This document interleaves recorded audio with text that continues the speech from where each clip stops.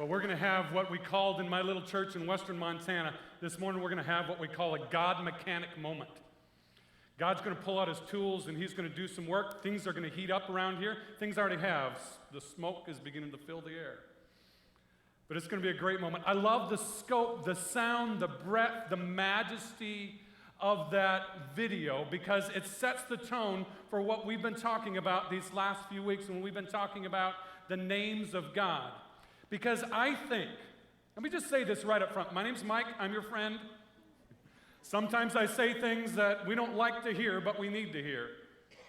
I think that video reminds us that sometimes we have become so familiar with God that we miss the bigness of God. So familiar with God that we miss the majesty, the holiness, the greatness, the goodness, the awesomeness of our God.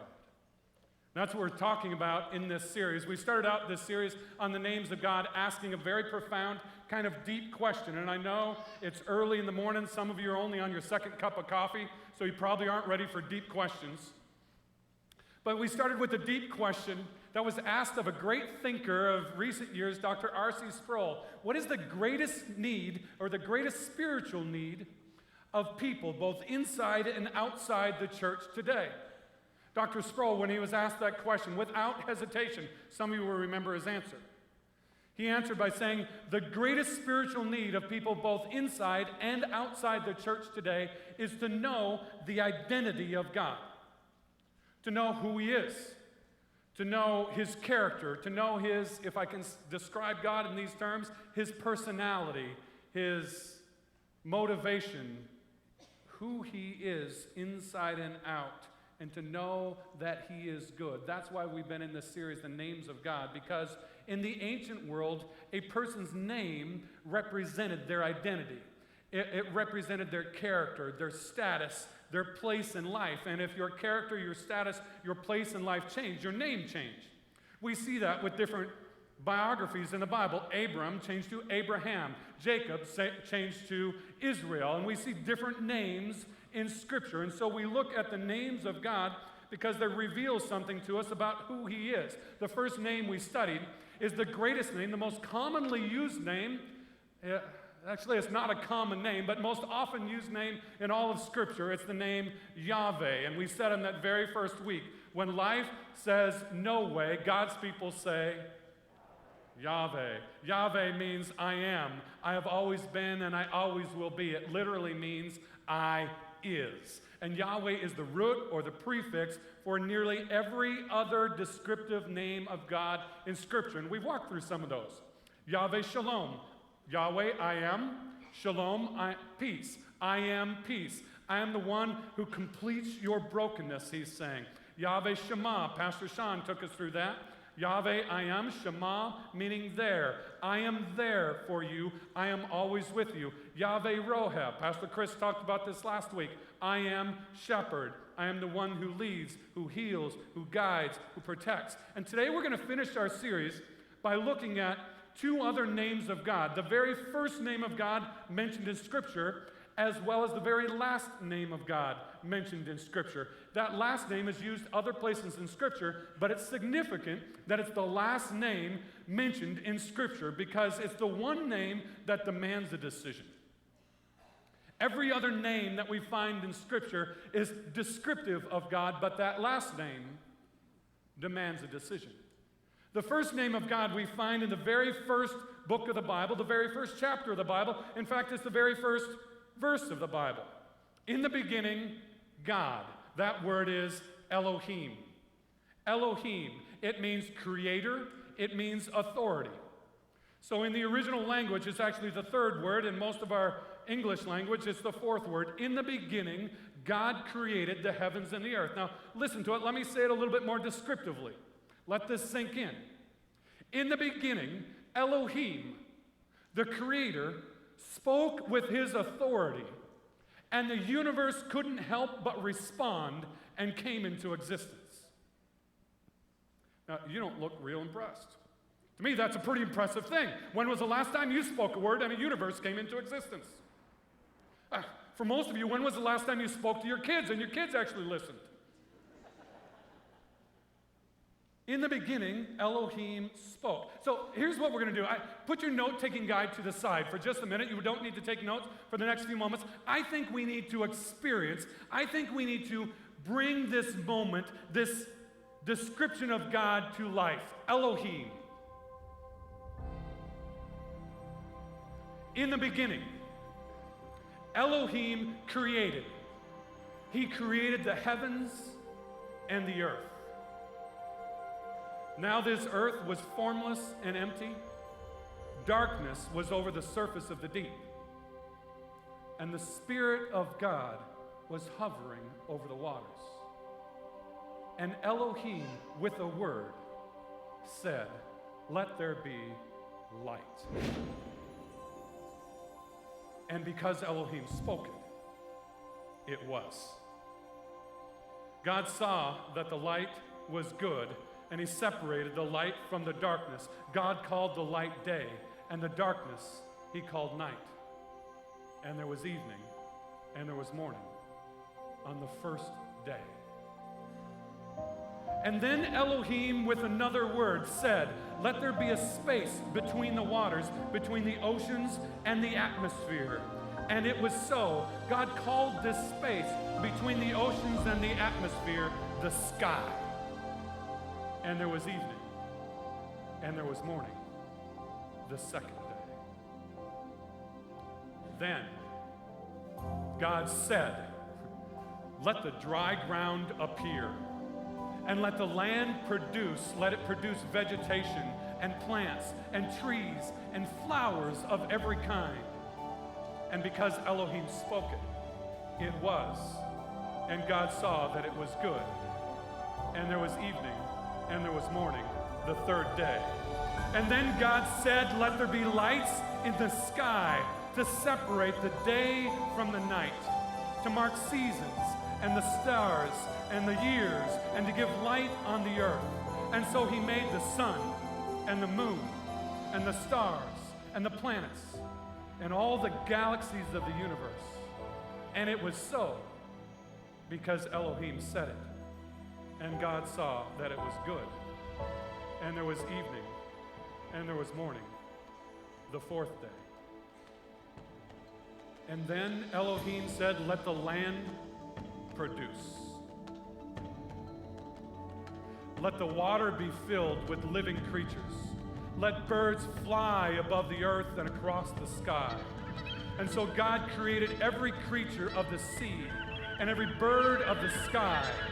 And he saw that it was good. And there was evening, and there was morning, the fifth day.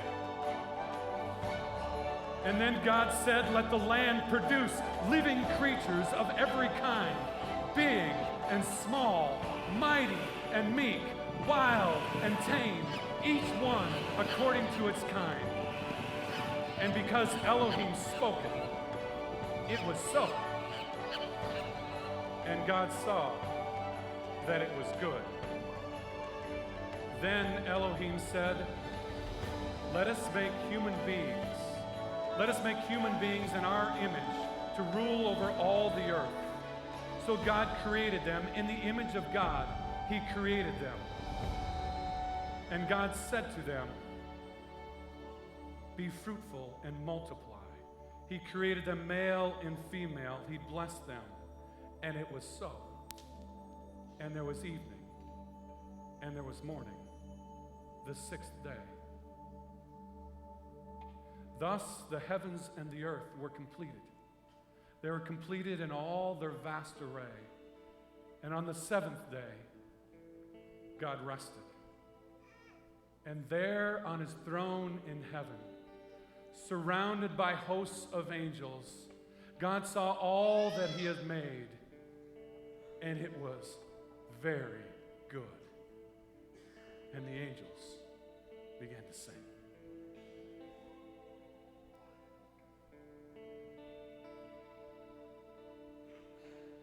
Holy, holy, holy is the Lord God Almighty, who was and is to come. With all creation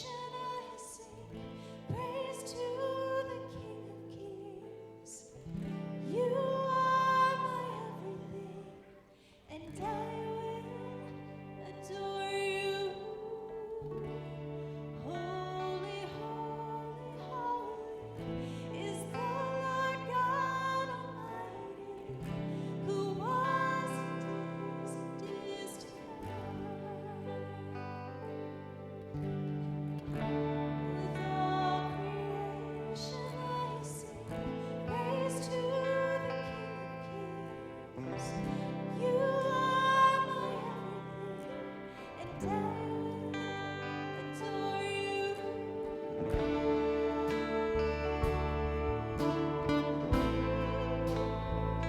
together and join us in worship with the angels above.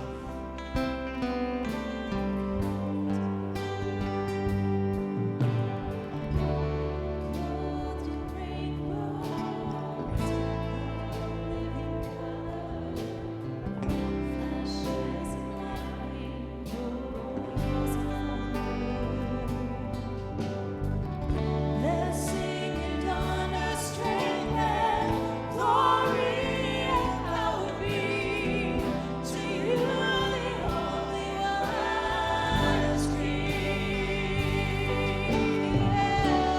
Holy, holy, holy is the Lord God Almighty, who was and is to come. With your creation I sing praise to the King of Kings.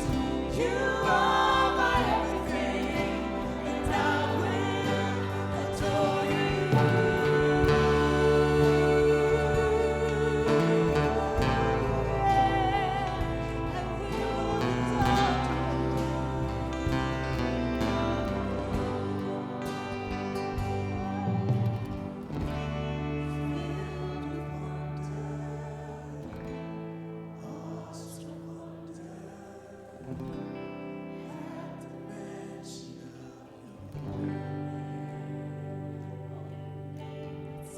Jesus, your name is power, breath and living water, such a marvelous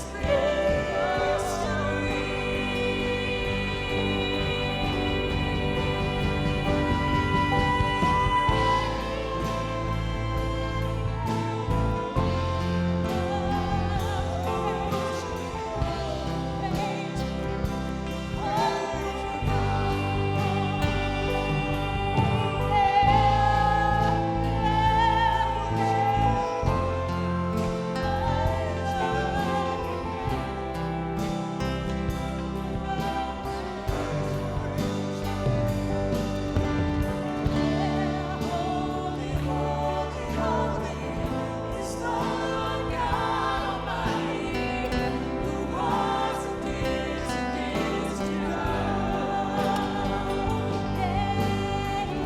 With your creation I sing praise to the King of Kings. You are my everything, and I will adore you. Holy, holy, holy is the Lord God Almighty, who was and is to come.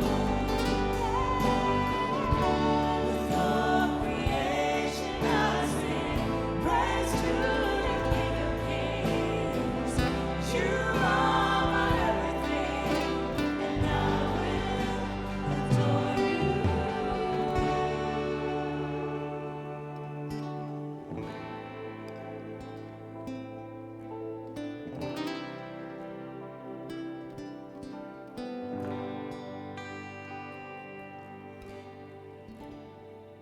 Elohim, creator, the most imaginative, creative individual in the universe. The one who thought up the details of ants and aardvarks, pulsars and people, suns, S-U-N-S, and sons, S-O-N-S. This is Elohim. The one who has more authority than anyone else in the universe, that with a single word of loving authority, the universe couldn't help but pop into existence. This is Elohim. In the beginning, God. And it is vital for us to understand who Elohim is so that we might understand here at the beginning of the Bible what his name that is mentioned and written at the end of the Bible is. This is Elohim. You may be seated.